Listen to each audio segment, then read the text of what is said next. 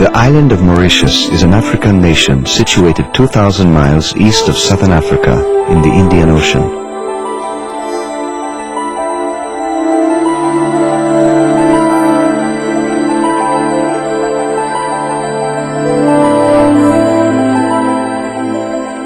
In 1638, the Dutch established the first settlement on Mauritius.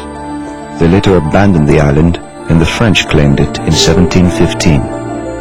Slaves were imported from Africa to clear away lava rock in the fields so that sugarcane could be planted.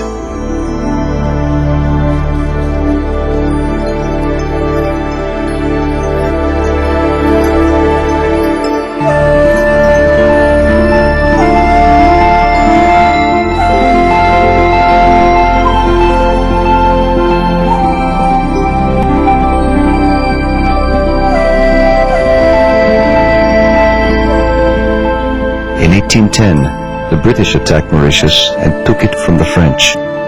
Slavery was abolished and workers came from India. Muslim and Chinese merchants soon followed. In 1968, Mauritius achieved its independence and became a republic. Its population now consists of Indians, Chinese, Franco-Mauritians, Britons and Creoles, who are descendants of white colonists and slaves from Madagascar.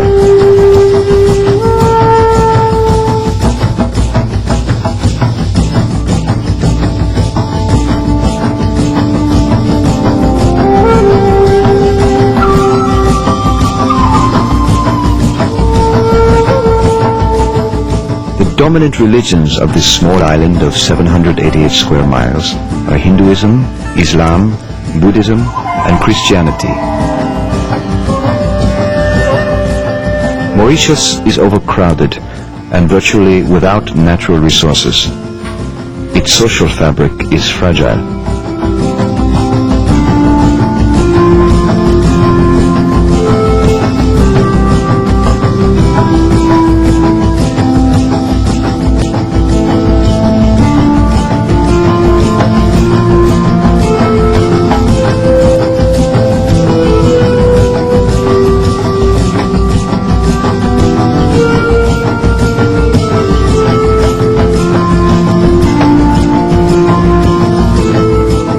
Since 1952, the population of Mauritius has doubled to 1.2 million. Stresses upon Mauritian family life are being felt as never before. Mauritius is confronted with balancing the demands of a complex and increasingly urban society with its cultural, ethnic, and religious traditions.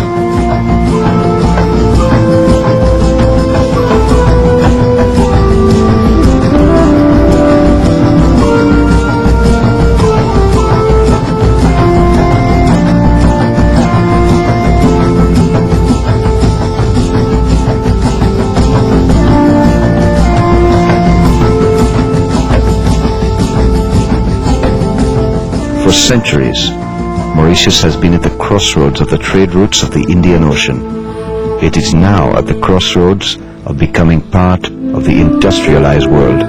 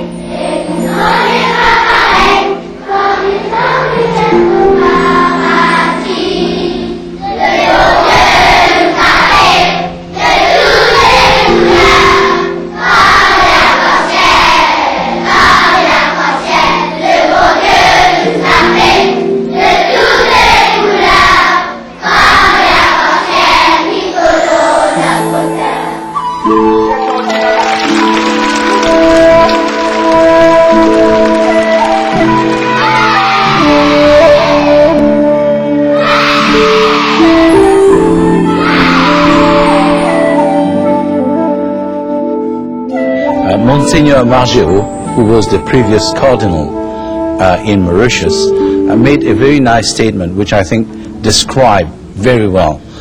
He says that we should consider each group, racial or cultural, as a fruit, an apple, a pear, a mango, and we want to make Mauritius not a marmalade where we mix up everything and grind everything and we have one marmalade with one, I don't know what taste, but we would like to have a fruit salad, where in a fruit salad each one retains its individual flavor and taste. The differences add to the richness of the diversity, to the mosaic beauty of the nation.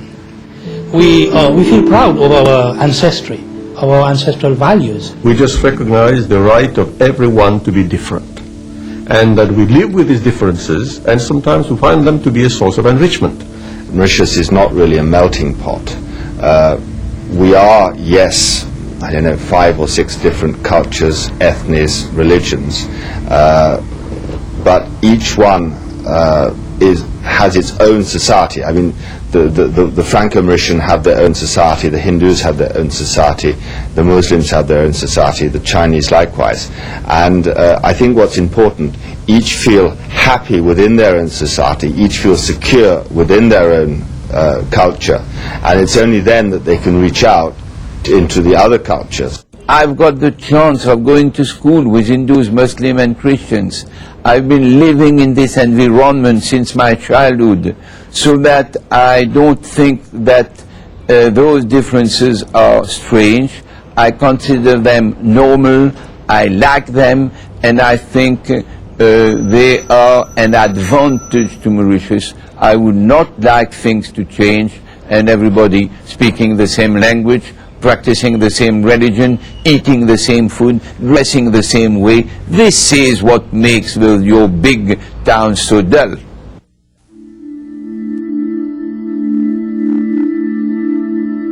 Do not forget that this island is the same as it was in the 16th, 17th century, far away outside the main currents of developed countries and nations, which means that for the survival of the country, you have to give the very best of yourself.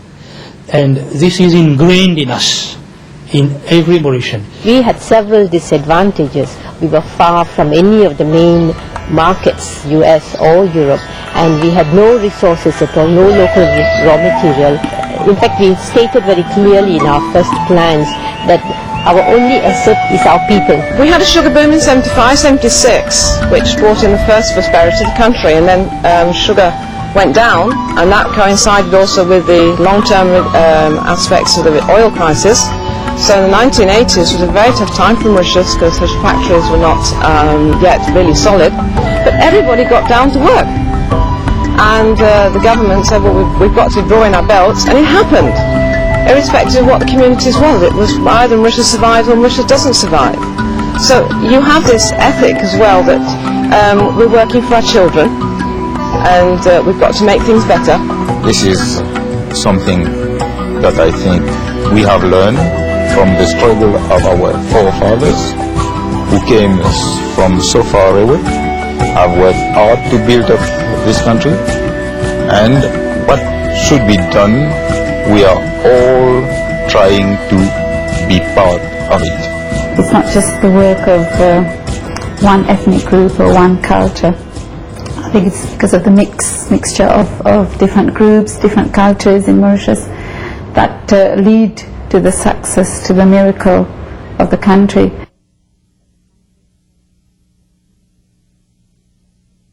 For quite some time, people have been talking of Mauritius as being an example of peaceful coexistence. To my mind, this is by now outdated. I believe more in terms of an active interaction between the different communities that live in this country. Because there are so many different cultures and communities around, we are used to listen to the others. We have to take care of the others, their opinions, and we readily accept them.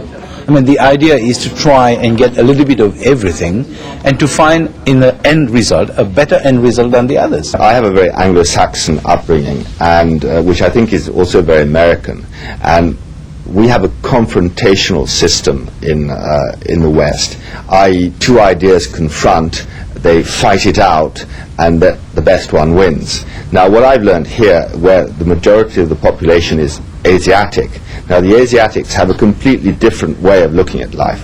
Their way of looking at it is you look at what your opponent, what his position is, and you try to get as close to his position as possible. We don't sort of say anything calculated to offend the religious or cultural susceptibilities of any other group.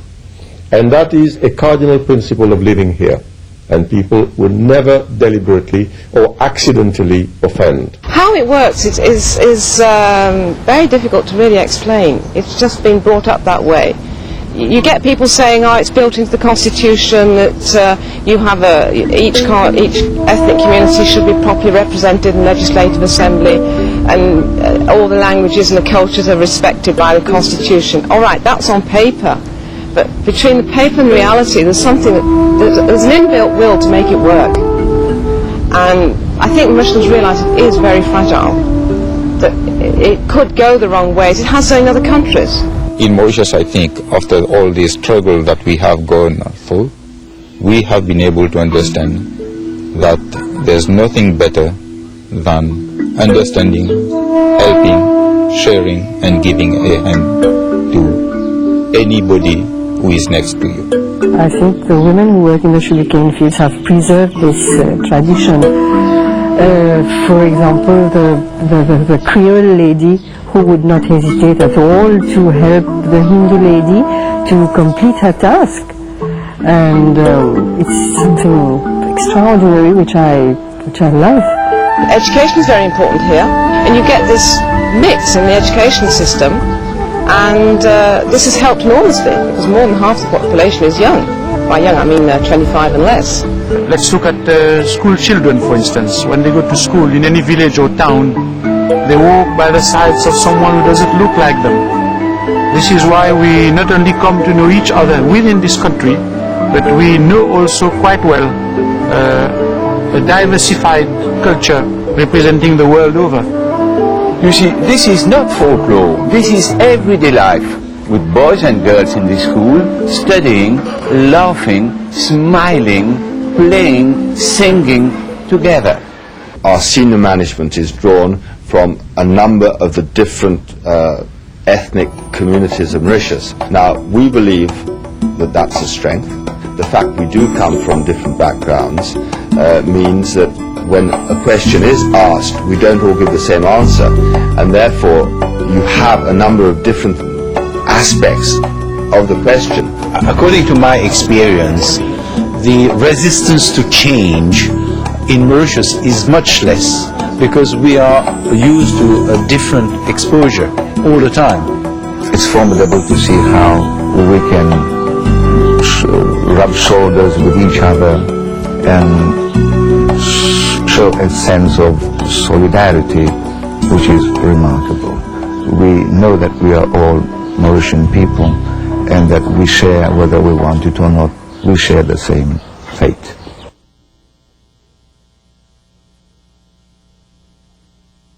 If I were to wake up a morning and one of the components of the Mauritian community had disappeared, for me it would be completely disastrous. I can't live without the Chinese, the Muslims, the Hindus, the Creoles, the Franco-Mauritians. For me, they make my humanity, and for me, I would be lame. I'm lucky enough to have a congregation where I meet the great cultures of the world every day. Buddhism, Hinduism, Islam, and Christianism. 2,000 of my parishioners are Chinese, so I use this very regularly. You see, I'm asked very often in colleges, in factories, to say masses where most of the congregation is not Christian, or Muslim and Hindus. So I call it my East and West. for me, it's a way of bringing together the East and the West. So important for our world today. There is no religion of the world that teaches anything contrary to love, to universal brotherhood, to tolerance. At one time or another, at any time, some religious festival is going on, some religious rites and traditions are being practiced, which remind the general Mauritian of the need to attach himself to the higher values. I feel, these are human values which we should preserve, which should persist. And you don't see these kinds of things in other working environments.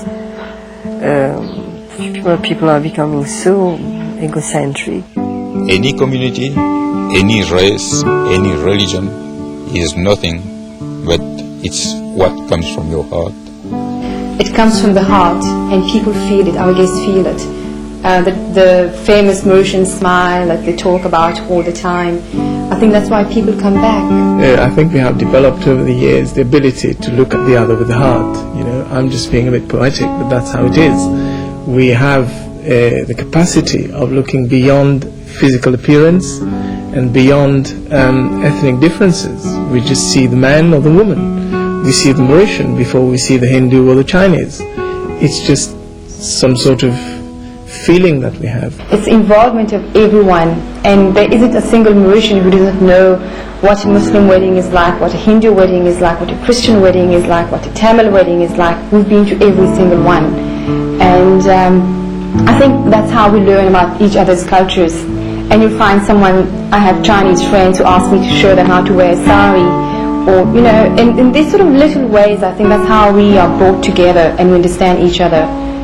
It takes a whole village to make a man. You can't grow up just in a small nucleus family and become somebody who can live in harmony with the society. In Mauritius, we have this village that can make the Mauritian somebody who can be in harmony with his brothers, with the people around, and eventually with the world. Mauritius is a big family, really, a very big family, and like in all families, you've got tensions, you've got differences, you've got people who don't talk to each other, and all the normal symptoms of any large family are present in Mauritius. But at the same time, Mauritius is a place where even when you got the wrong phone number, you can still talk for half an hour. Everybody, knows everybody else. You can't afford to be naughty here. Anybody, they will know the next day, and you lose face. So you can't be naughty. You better run away from here and go to America and be naughty.